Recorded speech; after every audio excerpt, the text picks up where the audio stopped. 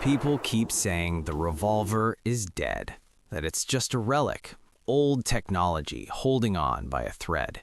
But that's usually coming from someone looking at a spec sheet, not looking at the mechanics. When you actually break down the engineering, the revolver isn't just old, it's a different approach to physics entirely. It handles energy differently, it balances differently, and the way it interacts with the human hand, that's something modern polymer designs still haven't really figured out. We aren't talking about what's best for a fight today. We aren't talking about what you should buy. We're looking at the machine itself. I've ranked 7 distinct platforms here. We're going from the raw, early mechanical concepts up to the most refined, deliberate pieces of engineering in the category, from crude function to mechanical art. Let's get into it. We have to start with the architecture that defined the genre. The plow handle single action, the peacemaker style. This design is like a vintage tractor. It works, it will always work, but you have to do everything manually. Physically, it's a long, sweeping profile, usually sitting at that classic 4.75 or 5.5-inch barrel length. But the grip frame is unique. It isn't contoured to a human hand so much as it is a curved steel strap. Because it's solid steel, these things are heavy.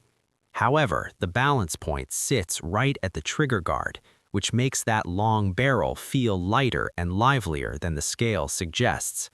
Mechanically, the trigger is the crispest break you'll ever feel, because it does one thing. It drops the hammer. That's it. No take-up, just a glass rod snapping. When you fire it, the personality really comes out. It doesn't punch you straight back. Because of that plow-shaped grip, the gun physically rolls backwards in your hand when it fires. It converts that sharp kick into a rotational muzzle flip. It's almost polite. Historically, this was designed for cavalry and meant to be durable above all else. It stayed in service longer than it should have simply because people trusted the simplicity. That simplicity is its greatest strength. The limitation, obviously, is speed. Loading one cartridge at a time through a loading gate is meditative, but efficient? No. It's at number 7 because while it's iconic, mechanically it's a chore. Then, engineers tried to fix the speed problem. Enter the top brake. Think Webley or Schofield. This design has the personality of a clever inventor who maybe overthought things. These are tall designs. The hinge mechanism adds vertical bulk right in front of the hammer, making the whole assembly look and feel top-heavy. The barrel carries more mass because of that latching hardware, so it doesn't point quite as naturally as a solid frame. When you shoot it, the recoil feels a bit disjointed. You can almost feel the energy traveling through the hinge pin. It doesn't feel as solid or unified as a one-piece frame. The trigger usually suffers for it too, often heavy and gritty because the linkage has to work harder to do its job. The whole intent here was logistical. The goal was to eject all spent casings at once and reload fast. Cavalry units loved the idea on paper, and that's its strength, reload speed. It was revolutionary for the time, but the limitation is the latch itself. Mechanical locks fail under stress. Historically, as cartridges got more powerful, these latches couldn't hold the gun together. The design literally reached a ceiling it couldn't break through. I'm curious though, some people argue the top brake is actually the superior mechanical concept and we just abandon it too early. Does anyone else think modern metallurgy could bring this back, or is it a dead end for a reason? Now we shrink everything down. The belly gun. This is the angry little dog of the revolver world. Everything about the dimensions is compromised. 2-inch barrels, short grips that leave your pinky finger hanging in the wind. Originally, these were steel and dense, but when they moved to aluminum and alloys, they became feather-light. The balance is entirely in the palm. The barrel has almost no leverage to keep the muzzle down. That leads to the recoil characteristics, which are violent. There is no mass to soak up the energy. It snaps the wrist immediately. It's not pleasant, and frankly, it was never meant to be. The biggest mechanical hurdle here is the trigger feel. To ignite a primer reliably with such a small hammer, you need a heavy mainspring. So you end up with a tiny, lightweight gun that has a 12-pound trigger pull. It defies physics to shoot it well. Historically, this was designed for plainclothes detectives in the mid-20th century. Deep concealment was the only goal. Shootability was a distant second. That's the trade-off.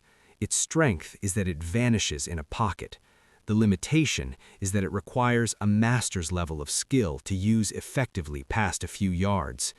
It's a specialized tool that people mistake for a beginner's option.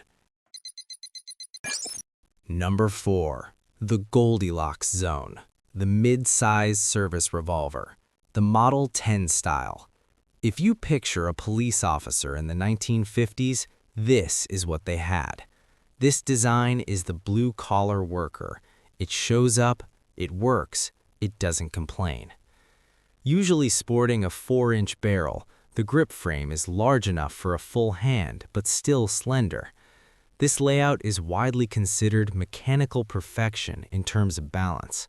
It points naturally. It doesn't droop, it doesn't rise, it becomes an extension of the arm. Because the steel frame has enough mass, the recoil is managed perfectly. It absorbs standard pressure rounds without wearing you out. The trigger feel is distinct because the geometry of the internal leaf spring was refined over decades. The double-action pull is long, but it's smooth. It rolls through the pull rather than stacking up at the end. It was the standard issue for military and police for nearly a century. Institutions kept buying it, not because it was fancy, but because it was the baseline of reliability. Its strength is usability. Anyone can pick this up and understand it. The limitation? It wasn't built for modern high-pressure Magnum rounds. You push it too hard and you crack the forcing cone. It has limits. Then we decided to oversize everything. The heavy Magnum frame. The Model 29 style. This is the muscle car of the list. Big engine, heavy chassis. Not practical for a commute, but impressive. The dimensions are massive. The cylinder is thick, and the top strap is heavily reinforced. It fills a large hand and completely overwhelms a small one. It feels like a brick, but that weight is intentional. You need that inertia. Here is where the physics of recoil get interesting. High-pressure rounds create a sharp concussive impulse. The gun handles it mechanically, but it transfers a lot of that shock straight into the web of your hand. It's authoritative. The trigger feel is usually very good, similar to the service revolver, but with scaled-up parts. The hammer has more mass, so it falls with a distinct heavy authority. History tells us hunters requested these. They wanted rifle performance in a handgun.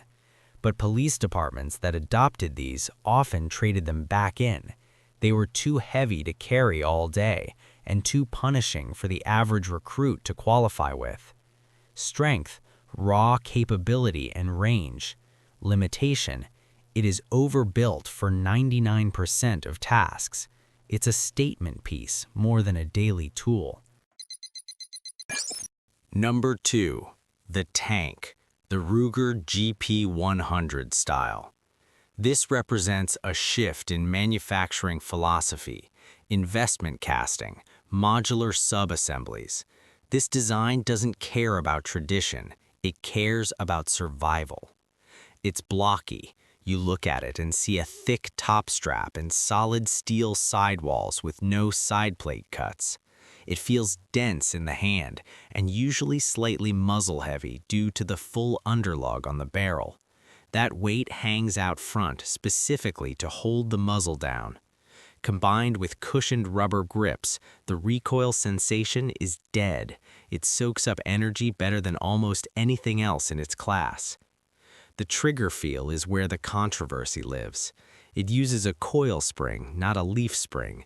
It feels distinct. Some call it stacking, where the weight increases right at the end of the pull. Others call it consistent. It lacks that old-school glass rod break, but the trigger resets with energy, pushing your finger back forward.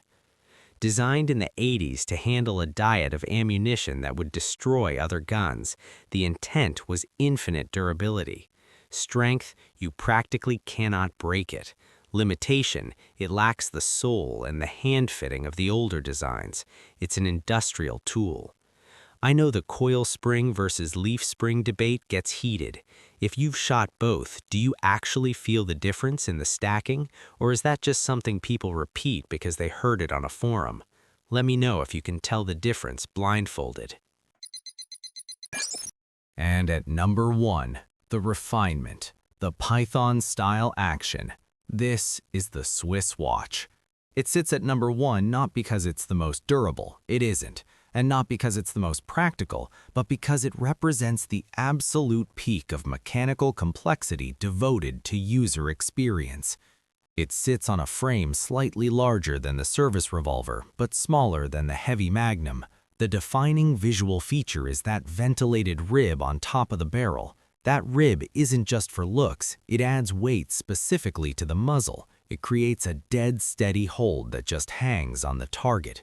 The grips usually flare at the bottom, locking the hand high so the recoil impulse drives straight back rather than flipping up. It is incredibly controlled. But the trigger feel is why it's number 1. It uses a V-spring mainspring. As you pull the trigger, the mechanical leverage changes. It creates a sensation where the trigger almost wants to help you finish the pull. It builds, then rolls, then breaks. It was hand-fitted. Historically, a master gunsmith had to stone the metal surfaces to mate perfectly. It was intended to be a target pistol that could handle defense loads, a luxury item. In the history of mechanics, this is a standout because they stopped making them the old way for a reason. They were too expensive to build, too much human labor required.